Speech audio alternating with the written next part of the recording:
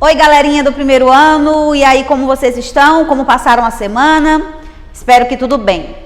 Então, vamos finalizar o módulo 3 com o capítulo 11, falando sobre tecidos ósseos.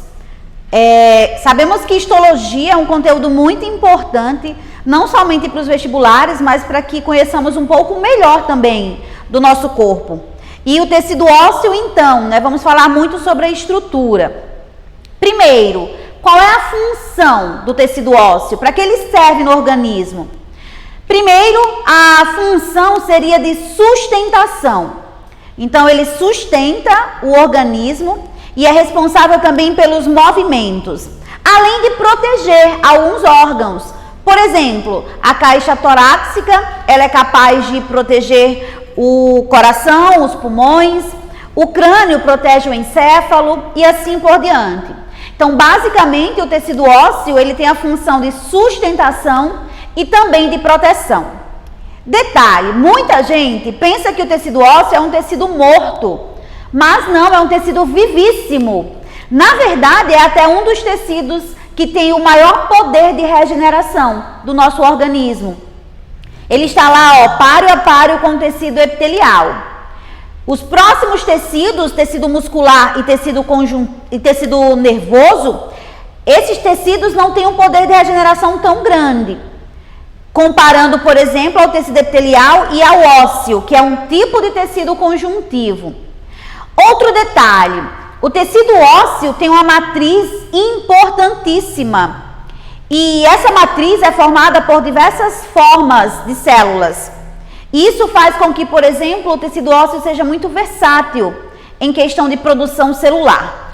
Primeiro, assim como a maioria dos tecidos conjuntivos, essas células são produzidas a partir de uma célula inicial, que é como se fosse uma célula-tronco. E essa célula-tronco vai se diferenciar em 3 tipos celulares, que são osteoblastos, são células jovens, células que apresentam um poder de síntese proteica intenso, justamente para que ocorra a maturação do tecido ósseo. Depois vem os osteócitos. Osteócitos são células adultas que já não têm esse poder de sintetizar proteínas, esse poder metabólico tão grande. E por último, os osteoclastos. Os osteoclastos são responsáveis pelo controle da matriz celular, ou seja, pelo controle do crescimento do osso.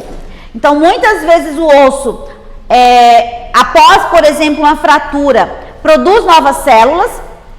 Essas novas células acabam se proliferando de forma muito rápida, e para que não passe, por exemplo, do molde, do formato do osso original, os osteoclastos acabam fazendo essa reabsorção das células que são produzidas. Então, repetindo, 3 células: osteoblastos, que são células jovens; osteócitos, que são células adultas com vários prolongamentos, mas que não apresentam um poder metabólico tão grande, É como se ela estagnasse um pouco, já que é o tecido adulto.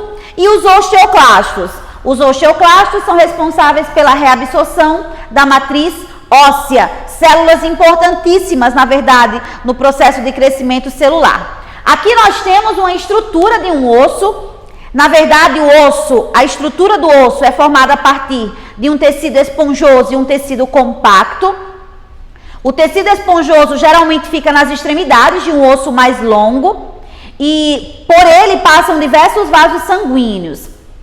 Mas no centro, numa estrutura aqui, que nós chamamos de diáfise, nós temos osso compacto. O osso compacto apresenta só na sua parte mais interna um pouco de osso esponjoso. Detalhe, enquanto o esponjoso é ricamente vascularizado, o osso compacto, na verdade, apresenta alguns canais por onde passam vasos sanguíneos. Esses canais são chamados aqui, de osteon, ali em cima, ou então de sistema ravesiano, que é justamente a região de um osso compacto onde irão passar os feixes de vasos sanguíneos, para então irrigar, levar nutrientes, levar oxigênio para as células ósseas. Além disso, existem membranas, na verdade, que revestem o osso desde a epífise, passando pela diáfise também. Chamamos de periósteo. Então, periósteo, nesse caso, seria a membrana que reveste essa estrutura óssea. Importante, muito importante. O osso é formado por uma medula. Na verdade, quanto maior o osso, maior a formação dessa medula. A medula óssea vermelha, por exemplo, ela geralmente é encontrada nessa região interna do osso compacto e ela é responsável pela formação de células sanguíneas, como, por exemplo, hemácias, glóbulos brancos, plaquetas também, que tornam-se fragmentos celulares e assim por diante. À medida que vamos envelhecendo, forma-se um tecido de gordura nessa região onde a medula óssea vermelha se encontrava, formando então a medula óssea amarela. A medula óssea amarela, na verdade, é uma reserva energética. Sabe quando a nossa mãe em casa faz aquele pirãozinho maravilhoso? Aquela medulinha, aquela gordurinha que nós comemos, que chamamos de tutano, é justamente a medula óssea amarela, que é uma reserva energética do osso, que vai se desenvolvendo à medida que vamos envelhecendo. Então, essa estrutura interna aqui, olha, é importantíssimo para a gente entender que o osso é sim um tecido vivo. E por isso dizemos que a matriz óssea, ela é formada por uma região orgânica e uma região inorgânica. Justamente devido à estrutura composta de alguns sais minerais, para dar essa rigidez ao osso, ao mesmo tempo que também uma elasticidade, uma plasticidade, como também uma matriz orgânica, né, feita a partir de alguns componentes bioquímicos, importantíssimos. Então aqui nós temos uma estrutura de um osso mais longo e podem observar que mesmo a estrutura óssea sendo rígida, nós vamos encontrar cartilagem também. A cartilagem ela é importante porque ela vai proteger o osso desde a sua formação. E no caso do encontro de dois ossos, uma articulação, por exemplo, a cartilagem acaba diminuindo, né, o impacto, diminuindo o atrito entre os ossos para que eles não se desgastem. Então a cartilagem é muito importante para o osso. Por isso, eu trouxe aqui para vocês dois tipos de ossificação. Esse processo de ossificação pode acontecer desde o nosso nascimento, por exemplo, até o crescimento, né, vida adulta, que seria essa daqui, ó, chamada de endocondral. A ossificação endocondral, na verdade, é responsável pelo crescimento dos ossos, nesse caso dos ossos, principalmente ossos mais longos, ossos curtos também e ossos que formam o esqueleto de forma geral. Essa é a função da ossificação que nós chamamos de endocondral. Então, vocês podem observar esse primeiro desenho aqui, ó, ele é formado praticamente de cartilagem. Só a diáfise aqui na região central que começa a ter uma formação de ossos, ou seja, uma calcificação. Em seguida, ou seja, à medida que nós vamos crescendo, a matriz é responsável pela produção de novas células que vão se depositando no processo que nós chamamos de calcificação e vão começando a formar o osso. Essa ossificação aqui, ó, chamamos de primária, justamente devido à substituição da cartilagem pelas células ósseas. Então, o osso continua crescendo, ó. Nesse caso, forma-se o processo de vascularização aqui no centro, para que possa irrigar essas células, até que o osso esteja totalmente calcificado. Então, aqui eu já tenho o osso totalmente calcificado, as epífises aqui na lateral, a diáfise no centro e os vasos sanguíneos, irrigando tanto a parte compacta, ou melhor, tanto a parte compacta quanto a parte esponjosa também. A diferença é que na parte compacta é o sistema harvesiano ou osteon, como vimos no início. Mas vejam, a cartilagem não deixou de existir. Ainda temos cartilagem aqui embaixo, ó, e lá em cima na outra epífise também. Como esse osso é longo, então geralmente ele se encontra com outro osso. E nessas articulações e ligamentos, a cartilagem vai ser importante justamente para aliviar o impacto e diminuir esse atrito. Já na ossificação intramembranosa, nós temos, na verdade, o processo de ossificação com ossos que formam o crânio. Nesse caso, geralmente são ossos chatos. Esse tipo de ossificação também é responsável pelo alongamento dos ossos aqui, ó, nesse tipo de ossificação, na endocondral. Então, nesse caso, as células são produzidas se unem à matriz orgânica do tecido ósseo, para então poder dar rigidez a esses ossos chatos. Então, dois tipos de ossificação, a endocondral e também a intramembranosa.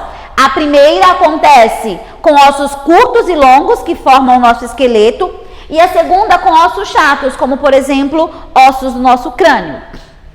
Aí, gente, olha, sabemos que tudo no nosso organismo é controlado a partir da ingestão, da nossa dieta.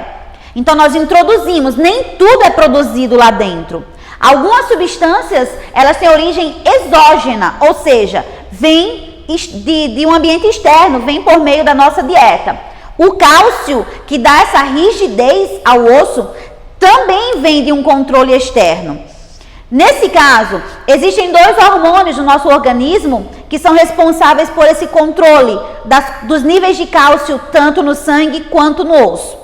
Então, digamos que as dietas, realizadas durante o dia fazem com que o nível de cálcio no sangue aumente. Só que os níveis de cálcio no sangue não podem ficar muito altos. Por esse motivo, existem dois hormônios que fazem esse controle. O primeiro é a calcitocina ou calcitonina, produzido pela hipófise. Nesse caso, corrige, produzido pela tireoide. Hipófise é a glândula mestra, glândula pituitária. Nesse caso, a calcitocina ou calcitonina é produzido pela glândula tireoide. A tireoide libera a calcitocina no sangue. A calcitocina pega o cálcio e estimula a reabsorção desse cálcio nos ossos. Então, é como se ela estimulasse o transporte de cálcio do sangue para o osso. Só que os níveis de cálcio no sangue também não podem ficar baixos, porque o cálcio, além de fortalecer ossos e dentes, o cálcio também é responsável pela coagulação sanguínea e pelas contrações musculares. Então, não pode faltar cálcio no sangue. Por esse motivo, um outro hormônio chamado de paratormônio, nesse caso quem produz é a paratireoide, faz o contrário da calcitocina. Enquanto a calcitocina pega o cálcio do sangue e leva para o osso, o paratormônio faz o contrário dela. Pega o cálcio que está no osso e leva para o sangue.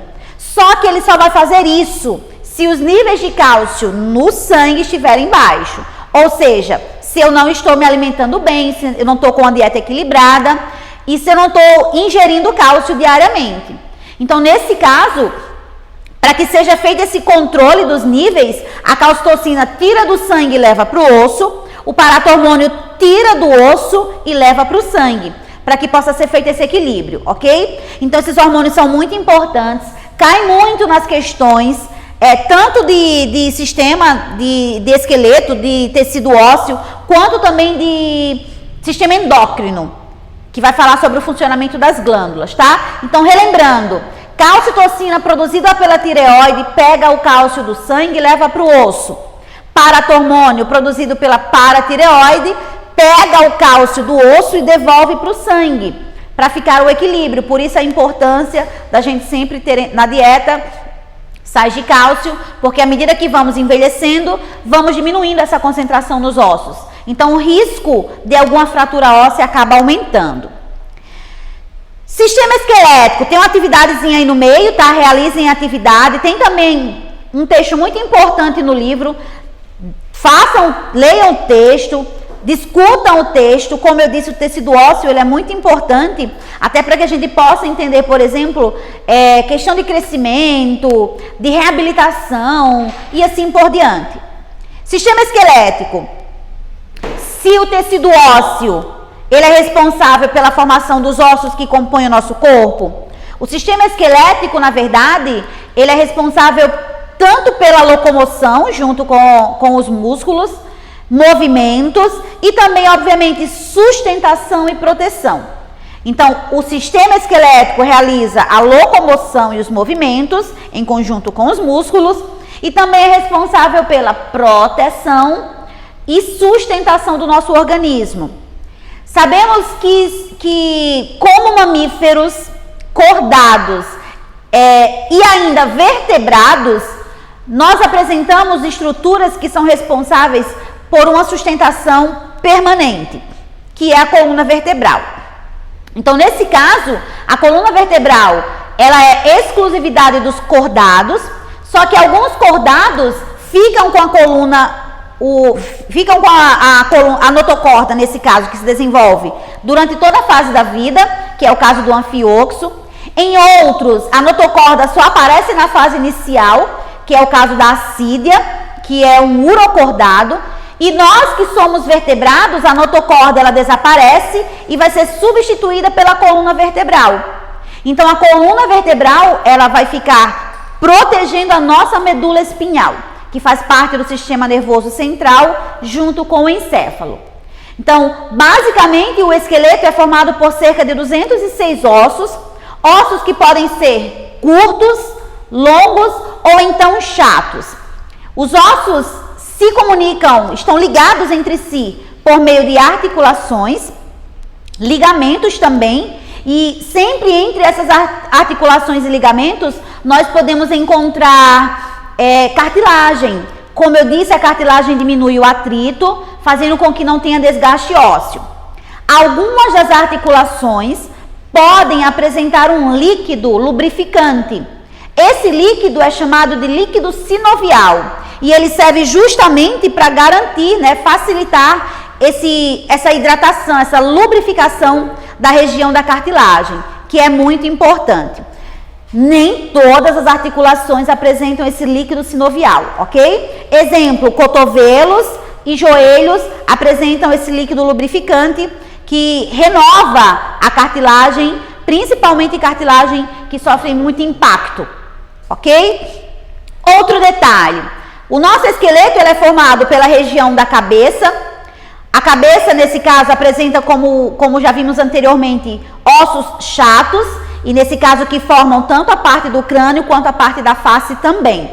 Basicamente, essa região craniana protege o encéfalo contra impactos maiores. Além do osso, a proteção ainda vem lá do tecido nervoso, que são as meninges. E aí vem a região da coluna, nós apresentamos 33 vértebras. A última vértebra, ela funde, na verdade, com a região sacral, mas essas vértebras, elas podem ser cervicais, essa primeira região, torácicas, na região central, ou lombares, aqui mais próximo ao quadril. E sempre entre uma vértebra e outra, também temos cartilagem, que vai servir justamente para amortecer os impactos. São discos intervertebrais. Apresentamos também duas cinturas, que seria a cintura pélvica, formada pelos ossos do quadril, e aqui a cintura superior, formada tanto pelos ossos da escápula, como também pelos ossos que estão ligados aos membros superiores. Então, duas cinturas, tá? Pélvica e a escápula. E apresentamos também os membros superiores, que nesse caso servem tanto para garantir o equilíbrio, melhora o nosso equilíbrio, como também o manuseio de objetos. E os membros inferiores, no caso dos membros inferiores, formado pelos ossos de pernas e pés, são responsáveis pela locomoção e equilíbrio também. Ou seja, o nosso esqueleto, na verdade, está totalmente desenvolvido para garantir a nossa locomoção e garantir também a proteção de alguns órgãos vitais. No caso da caixa torácica, nós apresentamos 12 pares de costelas, sendo que a última é flutuante. E ela justamente é flutuante para evitar que, por exemplo, em um choque ela quebre e, consequentemente, perfure pulmão ou coração. Então, elas se unem por meio de uma estrutura aqui central chamada de externo, garantindo, então, assim, essa proteção a alguns órgãos vitais. Pessoas, lindos do meu coração, vai ficar aí para vocês darem uma revisada, uma lida, uma estudada nas fraturas ósseas, processos de calcificação e também nas atividades, tá? Ficam as atividades para que vocês possam responder. E no nosso próximo encontro lá pelo Meet, vamos tirar dúvidas não somente do conteúdo, quanto também das atividades. Então, Então fiquem com Deus, beijos e bons estudos. Tchau, tchau.